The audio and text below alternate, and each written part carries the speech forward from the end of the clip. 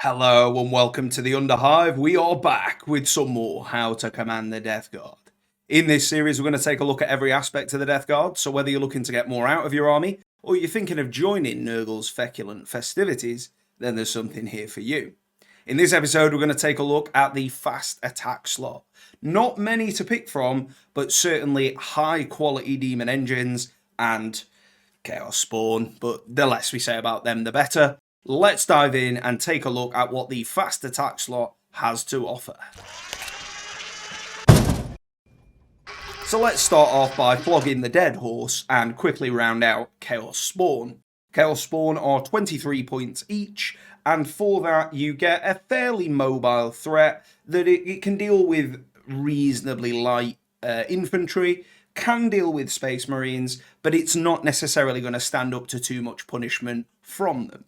In shooting, it's not terribly durable unless you spend additional CP, which I wouldn't recommend unless you're taking a large squad. And if you are taking a large squad, say a full squad of 5, you'd be spending 115 points. For that, you could get a much better unit, in my opinion, from any of the other slots. To be fair, I would consider that a waste of over 100 points. But in terms of the profile here, let's get to the page.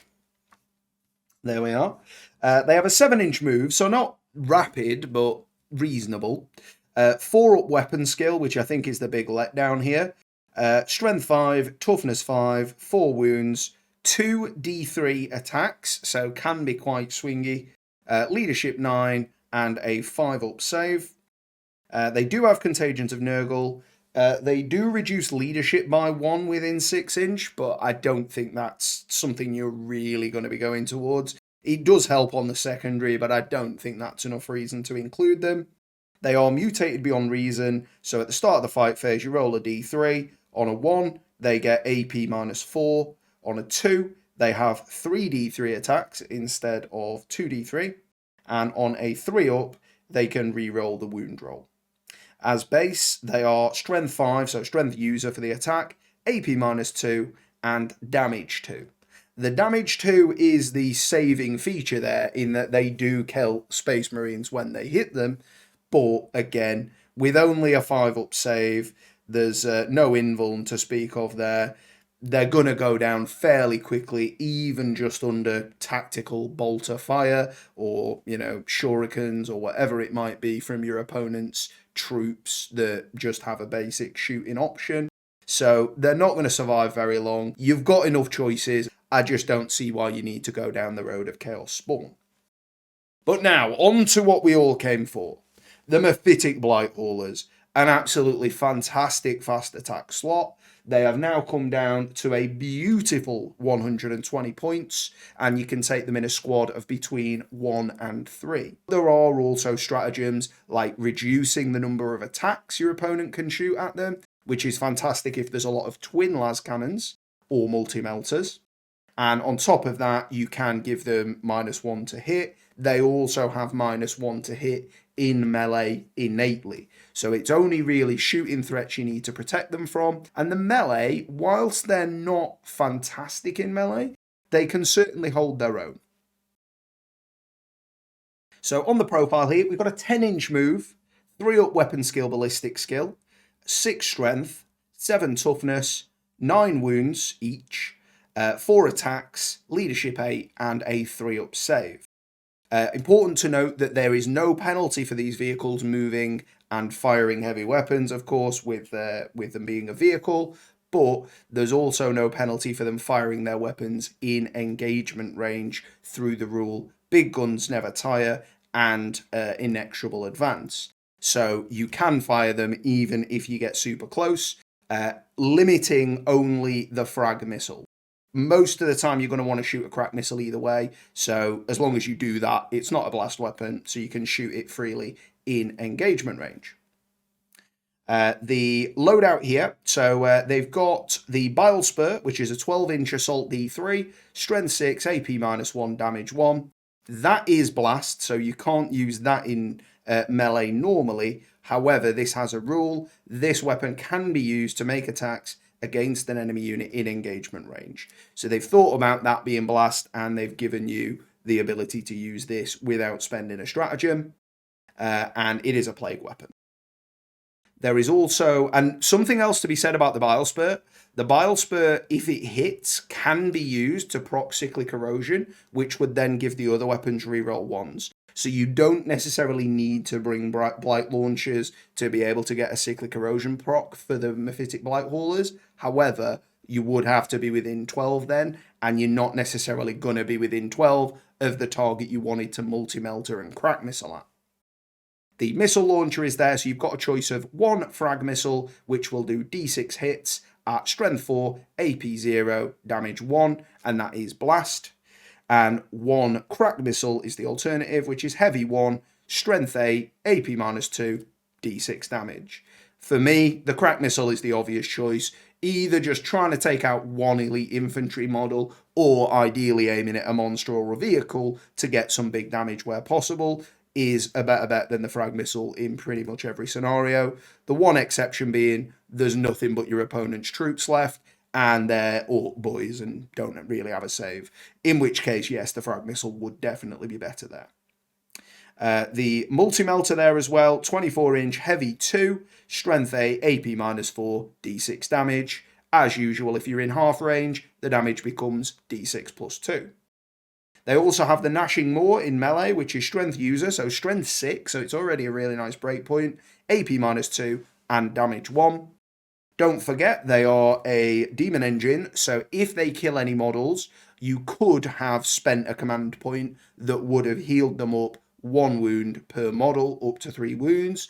You do have to use that before you know whether they've killed anything, so it is a bit of a gamble with only 4 attacks, but against the right target, AP 2, damage 1, is reasonable. You might be expecting a kill or 2, depending on the opponent, so it might be worth looking to get a wound or 2 back. Quite unlikely you'd get all 3, outside of having multiple Mephitic Blight haulers making multiple lots of 4 attacks. They've got Remorseless, got Disgusting and Resilient, got Contagions of Nurgle. They also do a Putrid Explosion, so on a 4-up they explode, and it causes 1 mortal wound within 6 inches, excluding Nurgle units, so you're not going to harm your own army. They are demonic, so they've got a 5-up invul, and as we touched on, they've got Foul Stench, which gives them, each time a melee attack is made, -1 from the hit roll. So you really don't mind your opponent charging these, and one of the most obvious comparisons to make, I feel, is against the Attack Bikers for Space Marine. Now, Attack Bikers are 60 points each, but only have a multi-melter and a bolt gun, and they also only have 4 wounds. So for the equivalent cost, 1 Blight Hauler to 2 attack bikes, you're 9 wounds against 8, your toughness 7 against toughness 5, I believe. So you're affecting a lot of the breakpoints there, and you have that additional health. You're also reducing incoming damage by 1. So in a head-to-head, 1 Blight Hauler versus 2 attack bikes, on average, you would probably expect to kill one of those bikers, particularly if you get a nice roll on the melter damage. But either way around, they would not be expecting to kill 1 Blight Hauler with 2 attack bikes in a single shooting phase on average. Of course, it could happen if they get all 4 shots through and roll big on the damage. Yes, they will kill it, but you can't account for high rolls. You've got to go with the average when you're planning it out. And on paper, the Mephitic Blight Hauler is great value for money. Not only would it be able to do the 2 melter shots, maybe kill a model, but it's also got the crack missile and maybe the Bile Spurt if they were in range, which is not necessarily better than the additional melter and the bolt guns, but it's certainly on a par with the additional durability. I would argue that makes them better.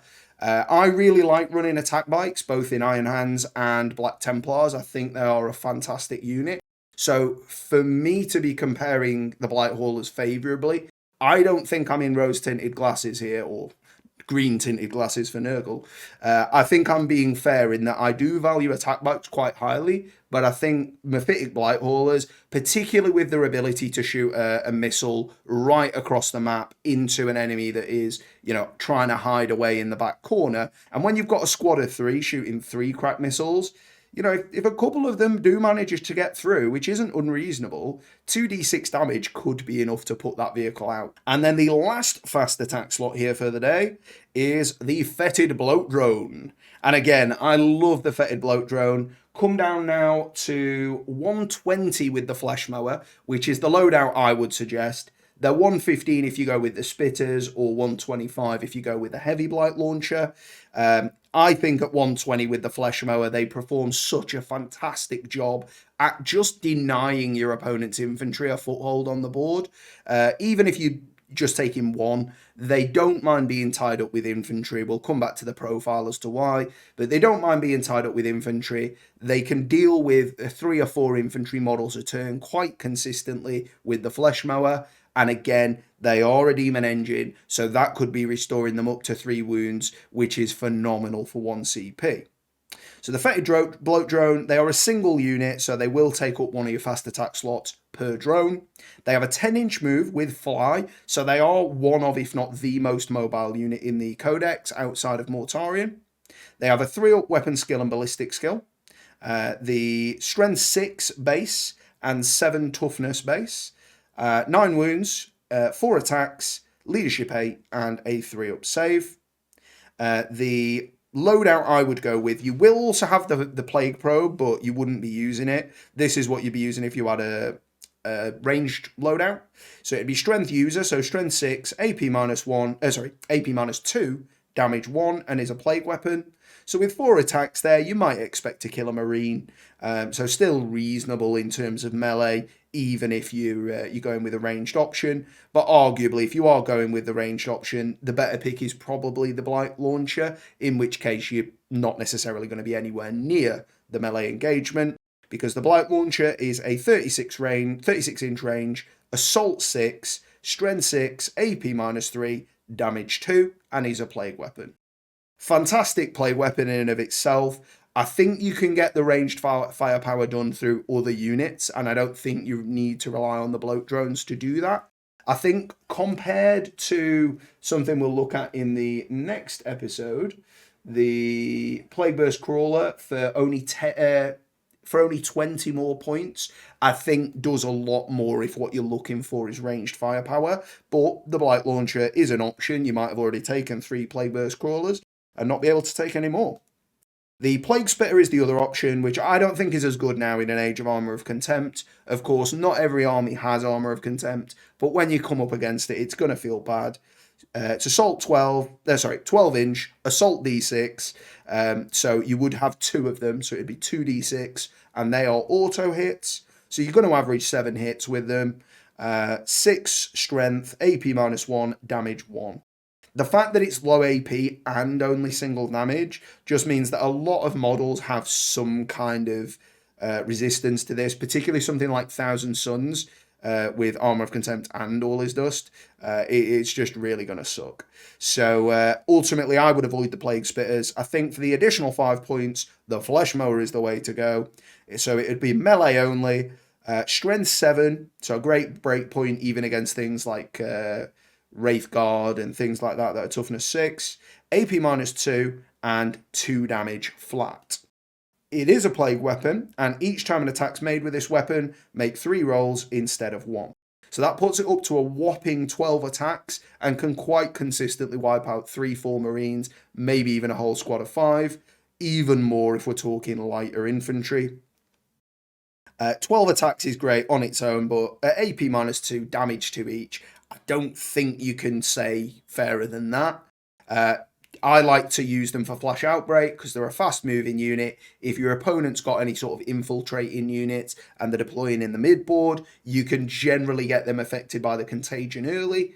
Not as much of a requirement anymore, I don't think, since all the other units got buffed.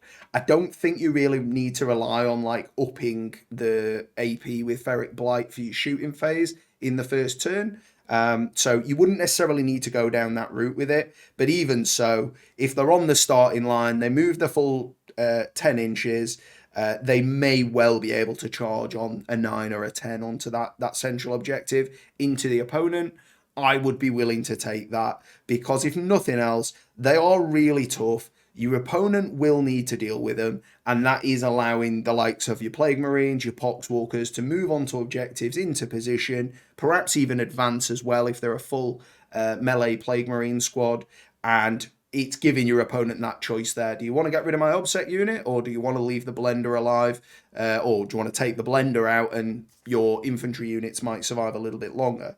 Obviously, he doesn't kill everything, but it's just such a great profile to deal with infantry. You know your opponent's going to have some troops to deal with. This is one of the quickest and most effective ways in the Codex to deal with that. And at 120 points, you will have saved that on all the recent decreases. So if you've not already got one in the list, the question is to be asked, is that how I should spend my points? And I don't think you can go wrong with taking that answer as a yes and getting yourself a bloat drone to include. Even if you've already got one in the list, I think including another one is still a fine shout. I personally run 3 Blight Haulers and 2 Fetid Bloat Drones with both on the Flesh Mower. Other than the 5-up invuln, they've got Disgustingly Resilient and Contagion to Nurgle, as you'd expect, and they do explode on a 4-up, dealing 1 mortal wound within 6 inch to everything except Nurgle units. So there's no harm at all having one right up close next to your infantry, it's only going to harm theirs. Besides the Chaos Spawn, I think the fast attack slot is phenomenal for Death Guard. It's not something you'd expect on face value, given that the rest of the army is so slow, but I am certainly grateful that we do have some fast attack options, and if, in my opinion, they compare favourably to literally anything else in the fast attack slot, and as far as the Mephitic Blight Haulers, I think they give the heavy slot a run for its money against a lot of other armies, and I don't think you necessarily need to take advantage of a Plague Crawler if you are bringing 3 or possibly more in terms of Blight Haulers, but there's nothing wrong with doubling down, having your Blight Haulers push up, and your Plagueburst Crawlers hang back and just pick off the heavy targets that they can see, and of course, we'll talk about them in the next video, but they can do some out of line of sight shooting as well. So they do complement each other, but my point is I don't think you need both because they fill a similar role, and the Blight Haulers are just so flexible in the way that you can buff them with stratagems, with spells, and it really does have a great impact. Whereas on the Plagueburst Crawler, there's fewer options and it doesn't have as much impact. So for me, I like the versatility of the Plagueburst Crawlers, the Blight Haulers, but there's nothing wrong with backing them up with the Plagueburst Crawler as well. Well, that's everything for the fast attack slot. Let me know what you think. And if you did notice the things I've been playing around with in After Effects on the bulkhead door, I'd appreciate if you'd leave me a like for that, because that took longer than I'd like to admit. But I think I'm making some headway, and hopefully I'll be able to improve the production quality going forwards. So thank you to all of you that have subscribed. Really does mean a lot to me. If you want to get involved in the comments, please do. I'll always read them and get back to you. And otherwise, of course, you know a like helps me out as well. I would certainly appreciate that. But otherwise, thanks so much for watching, and I'll see you next time in the Underhive.